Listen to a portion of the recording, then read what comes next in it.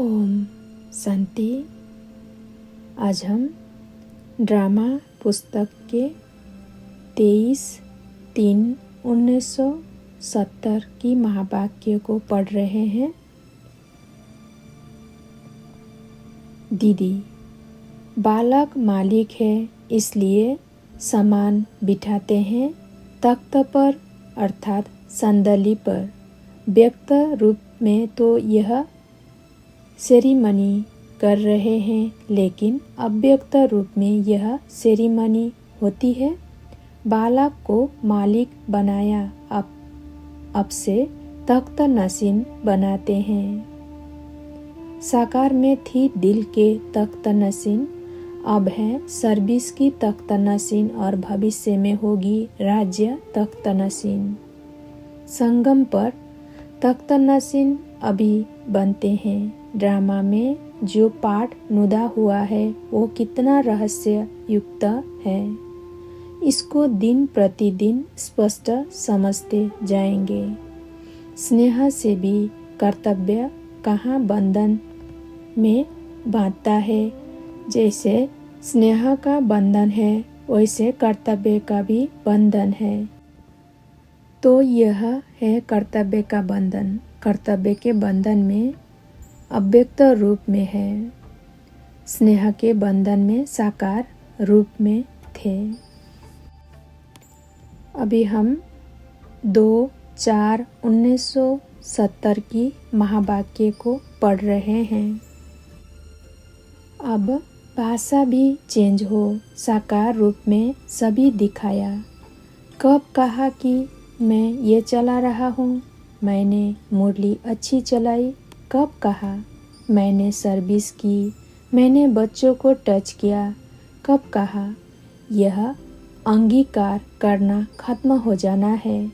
इसको कहा जाता है जो वायदा किया है वो निभाना। आप लोग एक गीत गाते थे, तुम्हीं पर मिटेंगे हम, याद आता है? मर मिटना किसको कहा जाता है? मैंपन मिटाना, यही मर मिटना है। अंगीकार न करो तो ललकार कर सकते हो। कोई भी बात, न निंदा स्तुति, न मैं, न तुम, न मेरा तेरा, कुछ भी अंगीकार अर्थात स्वीकार न करना, तब ललकार होगी। आप मन में संकल्प पीछे करते हो, आपके मन में संकल्प पहुँचते ही वहाँ पहुँच जाता है। क्यों पहले पहुँचता है, यह भी गुह्य पहेली है। आप लोग मन में जो संकल्प करते हो वह आपके मन में पीछे आता है। उनके पहले बाप दादा के पास स्पष्ट हो जाता है, क्योंकि संपूर्ण बनने से ड्रामा की हर नूद स्पष्ट देखने में आती है। इसलिए ड्रामा की नूद को पहले से ही स्पष्ट देख सकते, इसलिए भविष्य देखो करके पहले से बात करते हैं।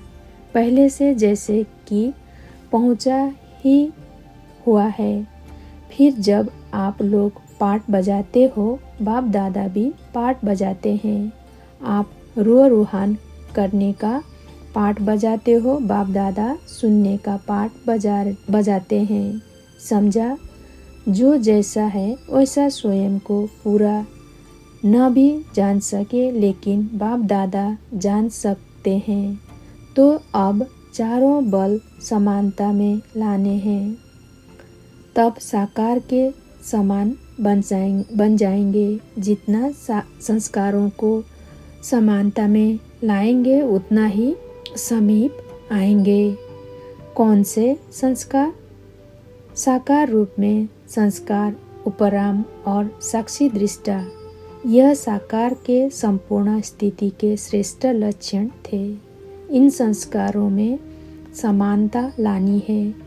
इन गुणों से सर्व के दिलों पर विजयी होंगे। जो संगम पर सर्व के दिलों पर विजयी बनता है, वही भविष्य में विश्व महाराजन बनते हैं। विश्व में सर्व आ हैं, तो बीज यहाँ डालना है, फल वहाँ लेना है। अभी हम 22/1/1971 की महावाक्य को पढ़ रहे हैं। हर एक अपनी रिजल्ट को तो देखते ही हैं, मेजॉरिटी क्या दिखाई देती है।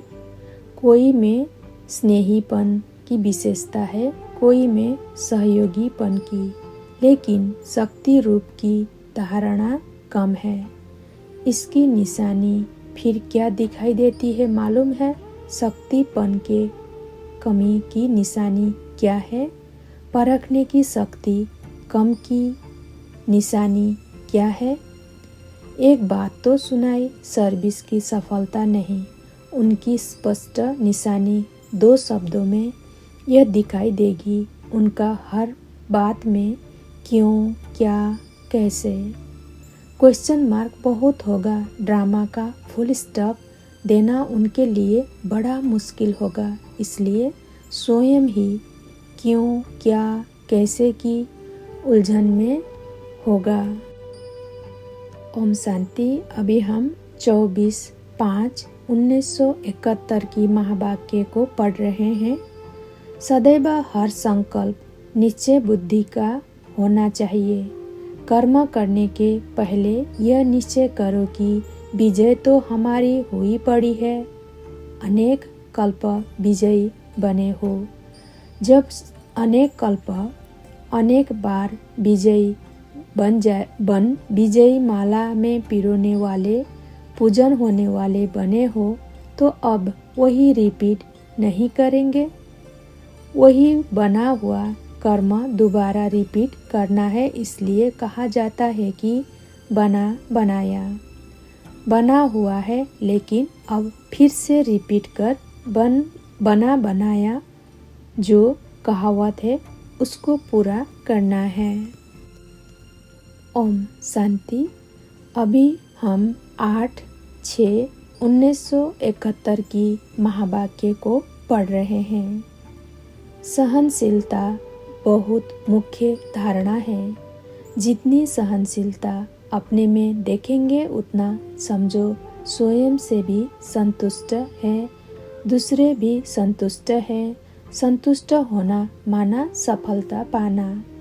जो कोई भी बात को सहन कर लेता है तो सहन करना अर्थात उसकी गहराई में जाना।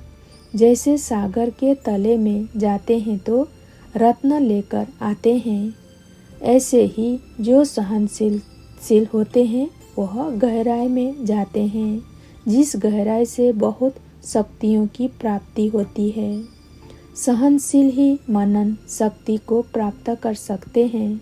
सहनशील जो होता है वह अंदर ही अंदर अपने मनन में तत्पर रहता है, और जो मनन में तत्पर रहता है वही मग्न रहता है। तो सहनशीलता बहुत आवश्यकता है। उनका चेहरा ही गुणमूर्त बन जाएगा। सहनशीलता की धारणा पर इतना अटेंशन रखना है। सहनशील ही ड्रामा की ढाल पर ठहर सकता है। सहनशीलता नहीं तो ड्रामा की ढाल को पकड़ना भी मुश्किल है। सहनशीलता वाले ही साक्षी बन सकते हैं और ड्रामा की ढाल को पकड़ सकते हैं। ओम शांति। अभी हम 11/7/1971 की महावाक्य पढ़ने जा रहे हैं। निश्चय बुद्धि हो कल्याण की भावना रखने से दृष्टि और वृत्ति दोनों ही बदल जाते हैं। कैसा भी कोई क्रोधी आदमी सामना करने वाला व कोई इंसल्ट करने वाला, गाली देने वाला हो, लेकिन जब कल्याण की भावना हर आत्मा प्रति रहती है तो रोब बदलकर रहम हो जाएगा। फिर रिजल्ट क्या होगी उसको हिला सकेंगे। वह शुभ कल्याण की भावना उसके संस्कारों को परिवर्तन करने का फल दिखाएगी। यह जरूर होता है, कोई बीज से प्रत्यक्ष फल निकलता है, कोई फौरन प्रत्यक्ष फल नहीं देते। कुछ समय लगता है। इसमें अधैर्य नहीं होना है कि फल तो निकलता ही नहीं है। सभी फल फौरन नहीं मिलते। कोई कोई बीज फल तब देता है जब नेचुरल वर्षा होती है, पानी देने से नहीं निकलता। यह भी ड्रामा की नूंद है। अब अविनाशी बीज को डाल रहे हो, कोई तो प्रत्यक्ष फल दिखाई देंगे, फिर नेचुरल कैलेमिटीज होगी। जब ड्रामा का सीन बदलने वाला होगा तो वह नेचुरल वायुमंडल वातावरण उस बीज का फल निकलेगा। विनाश तो होगा, यह तो गारंटी है। जब बीज ही अविनाशी है तो फल न निकल यह तो हो नहीं सकता। लेकिन कोई नज़दीक आते हैं, कोई पीछे आने वाले हैं, तो अभी आएंगे कैसे? वह फल भी पीछे देंगे। इसलिए कभी भी सर्विस करते यह नहीं देखना व यह नहीं सोचना कि जो किया वो कोई व्यर्थ गया। नंबरवार समय प्रमाण फल दिखाई देते जाएंगे। ओम शांति। अभी हम 27/9/1971 की महावाक्य को पढ़ने जा रहे हैं। मास्टर रचयिता की स्टेज पर ठहरने से ऐसा दृश्य दिखाई देगा, कोई सार नहीं दिखाई देगा, बिगर अर्थ बोल दिखाई देंगे। तो सत्यता को प्रसिद्ध करने की हिम्मत और उल्लास आता है। सत्य को प्रसिद्ध करने का उमंग आता है कि अभी समय पड़ा है। क्या अभी सत्य को प्रसिद्ध करने में समय पड़ा है?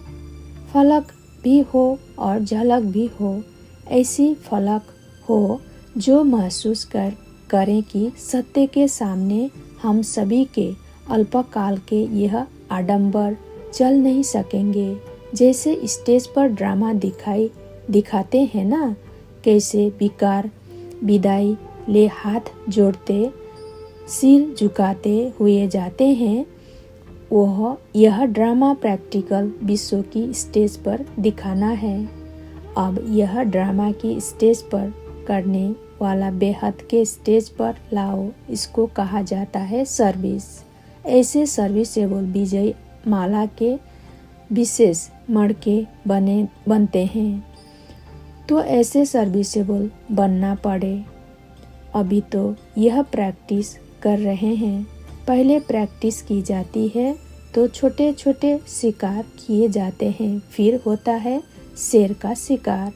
लास्ट प्रैक्टिकल पार्ट हूबहू ऐसे देखेंगे जैसे यह छोटा ड्रामा।